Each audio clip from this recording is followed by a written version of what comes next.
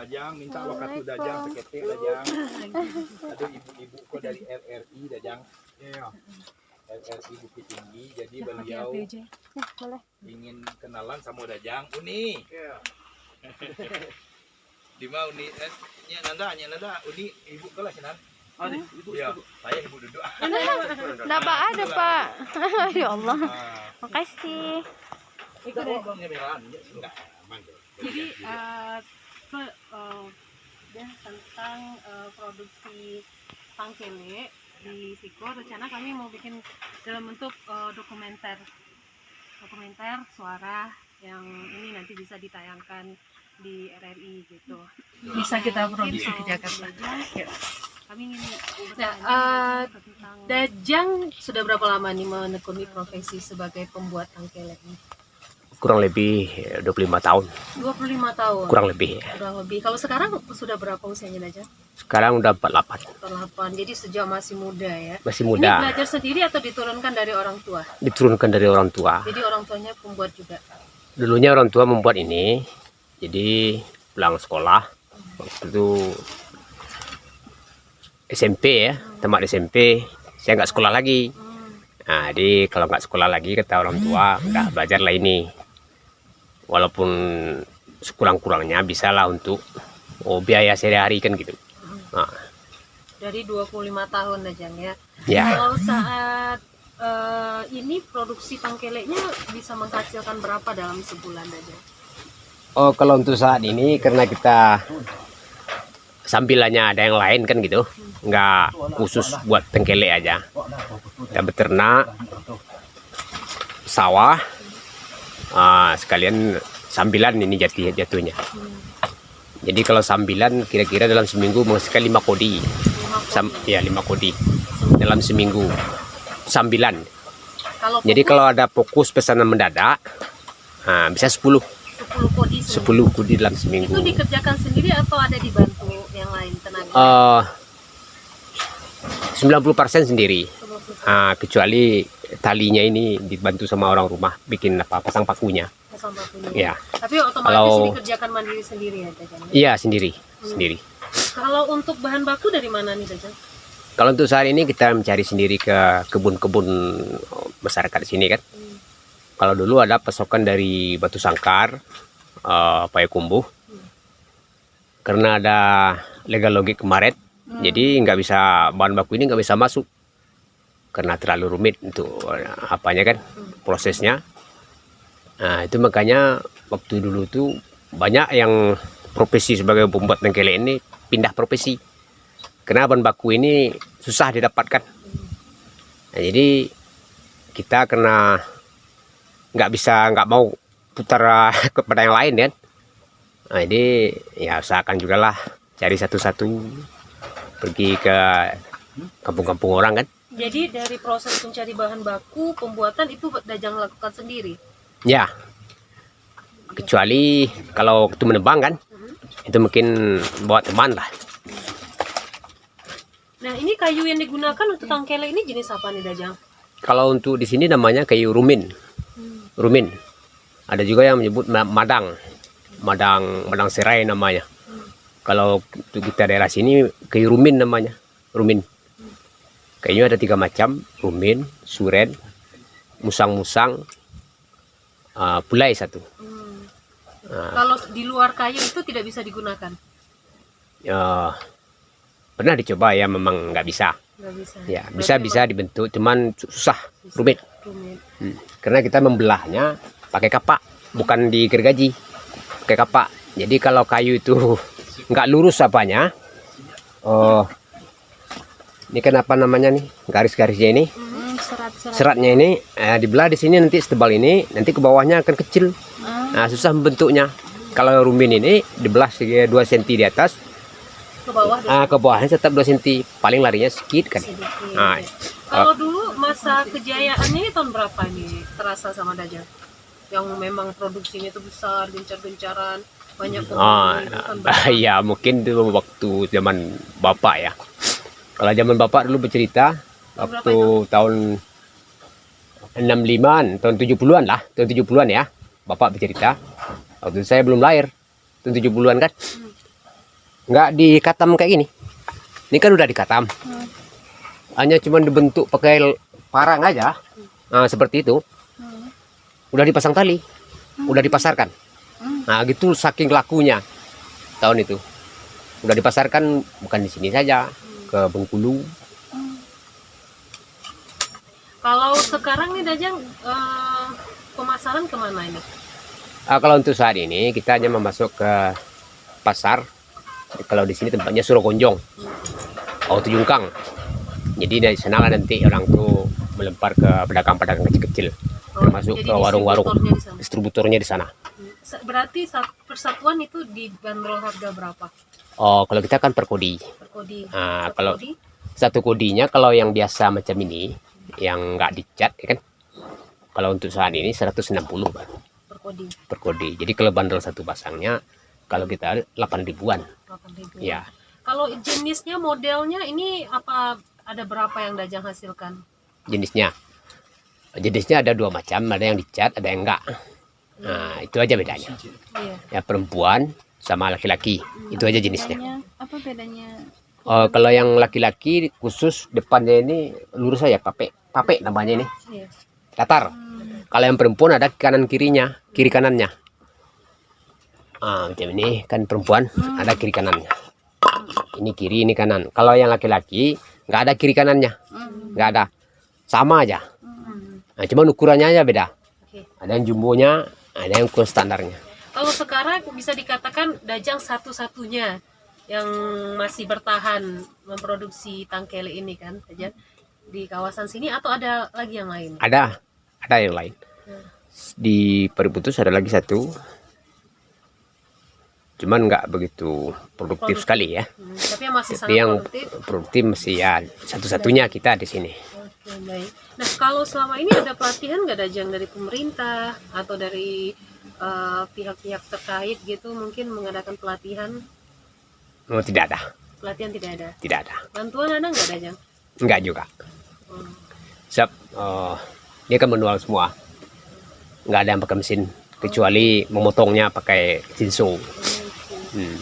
Tapi semua produksinya manual ya? Manual. Membentuknya manual pakai Kalau parang. kendala yang paling dirasakan saat ini apa Dajang? Oh, saat ini. Kalau kendalanya ya bahan bakunya ini. Bahan bakunya ini makin hari makin langka. Terus orang perabot juga udah biasanya ini nggak dilirik kayunya nih. Maksudnya kayunya ini kalau untuk perabot kan dulu sering suka pecah. Nah, kalau sekarang karena udah Langka. kayu pun udah susah, ini pun jadikan barang perabot sekarang. Dari sekarang ini dalam proses bahan baku juga berebutan dengan, Itu ya. Kalau dulu nggak ada orang perabot ambil ini. jadi rebutan dengan Ya. pihak lain ya. Jadi kita pun kendalanya bahan baku, yang kedua pemasarannya, harganya. Kalau kita udah berebut sama tukang perabot, mau tak mau kita harus menyaingi dia membeli. Kalau dia bisa beli 500 satu batang, kita pun harus bisa beli 500. Jadi otomatis penjualan harus dinaikkan. Kan gitu. Jadi kendalanya bahan baku inilah sama penjualan itu. Kalau harapannya apa nih Dajang? Dajang merasa ini bakal tetap eksis atau bagaimana? Ya harapannya itu aja ya. Ada penerusnya kan gitu. Kalau harapannya, walaupun dia nggak begitu banyak peminatnya, tapi kan ini termasuk kerajinan tradisional kita kan gitu. Jadi kalau nggak ada generasinya ya habis aja dia. Iya. Dia Kalau Dajang sekarang ini anak-anak atau saudara ada nggak yang tertarik untuk meneruskan usaha ini Dajang? kalau yang tukangnya ini sekarang ini ya banyak ini tukangnya ini. Bukan kita aja, banyak. Cuman yang muda-mudanya nggak ada yang belajar. Kalau tukangnya banyak ini, cuman udah beralih profesi. Banyak tukangnya. Cuman yang mudanya yang nggak ada belajar. Dajang yang paling muda. Iya. Itu saat ini kita yang paling muda ya. Paling muda. Iya. Berarti nggak ada yang tertarik gitu ya Dajang? Iya, nggak ada yang tertarik. Dan lagi anak sekarang kan susah untuk diarahkan ini. Iya. Kalau Dajang kenapa nih tetap bertahan dengan ini? Padahal Dajang kan punya kegiatan lain, beternak, berkebun. Ya. Itu karena ada permintaan. Karena ada permintaan. Masih ada. Karena masih ada permintaan. Itu kalau yang pertama sekali itu. Kalau pernah waktu corona kemarin, ya kita nggak buat ini. Karena nggak ada permintaan. Berapa lama? Oh, vakum itu ada 1 tahun. Ya. Setelah pandemi ya. Oh ya pandemi ya. Sebab orang yang ngambil di sana pun bilangnya nggak jalan kali gitu. Terus sekarang ini Dajang ada nggak kegiatan atau mungkin gerakan dari pemerintah tentang untuk mempromosikan ini yang melibatkan Dajang untuk bekerja sama gitu? Baru-baru ini ada melalui Jorong kan sama Pak Wali, Iya. kemudian ada kadis dari Bupati kemarin mencoba untuk mempromosikan ke mungkin ke masjid-masjid mungkin ya. Nah itu yang baru apa adanya. Berarti ini sudah mulai dibanding sebelum ada program itu sudah ada sedikit peningkatan untuk ini. Iya ada peningkatan sedikit. Oke. Nah, cuman ya karena kita sendiri kan, jadi susah untuk membaginya. Baginya. Nah, bagi. Nanti nggak tambah anggota atau nyari anggota yang bisa bantu gitu? Iya ada diusahakan, tapi dia nggak mau kayak gitu. Nggak mau. Tenaga kerja juga ya. Iya. Tenaga kerja juga jadi masalah. Iya. Masalahannya Dajang ya. Oke. Harapannya ke depan nih Dajang apa nih? Iya adalah nanti anak-anak muda kita yang mau kan gitu. Walaupun nggak ini sebagai proposi tetap, tapi bisa lah dia bikin. Sekurang-kurangnya supaya nggak habis saja. Bisa lah. Mewariskan. Ini satu saat nanti kalau ada yang apa kan dia bisa bikin. Ya sama anak saya sudah anjurkan itu. Belajarlah sebentar nggak apa-apa. Walaupun nggak ini nanti sebagai profesinya, tapi dia bisa. Nah gitu. Ada bekalnya dia. Nah gitu aja harapannya. Terima kasih Dajang.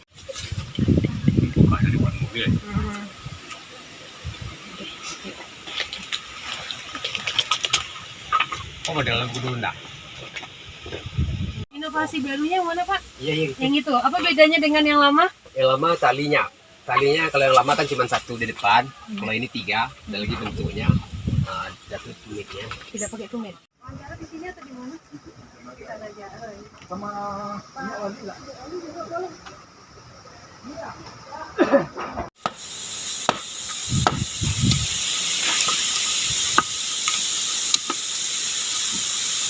Sedikit aja Pak. Udah ya Bu ya. Ini agak. Ini cara pembentukannya ya juga. Sedikit aja Pak.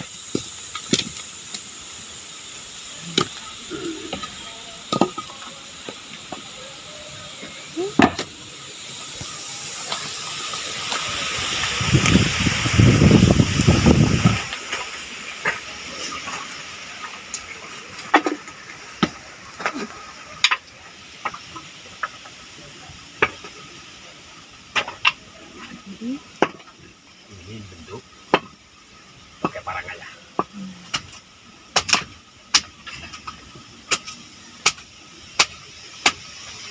Sambil ngomong aja. Dari datarkan ikan ini lalu didatarkan dulu.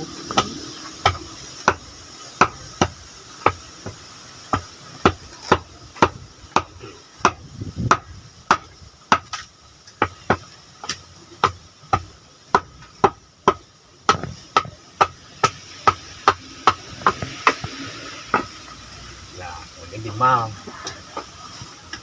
Dimal ini apa Pak? Diukur di pola. Pola.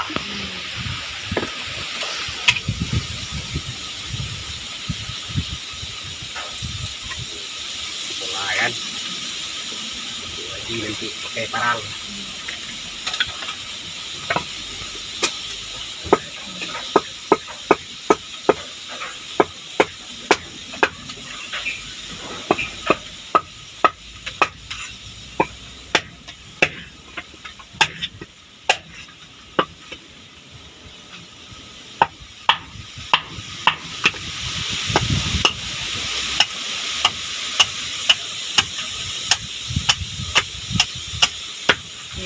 Gitu aja Pak. Nah, kalau proses yang paling rumitnya di mana nih Pak? Pembuatan tumitnya. Pembuatan tumit paling rumit, susah. paling susah. Oh ya, karena dia langsung ya. Ini gini. Oke. Gini. Paling susahnya gini. Oh iya, agar tidak pecah pecah ya Pak. Ya, iya juga. Yang keduanya ininya jangan sampai tanda tangan nih. Oh. Nah, di sini jangan di sini begini. Oke. Bukan gini kan. Ini yang paling susah. Membuat tumitnya. Gitu. Oke, Itu yang paling susah. ya, terima kasih Daujang. Di Tangkele Pari Putih ini gimana?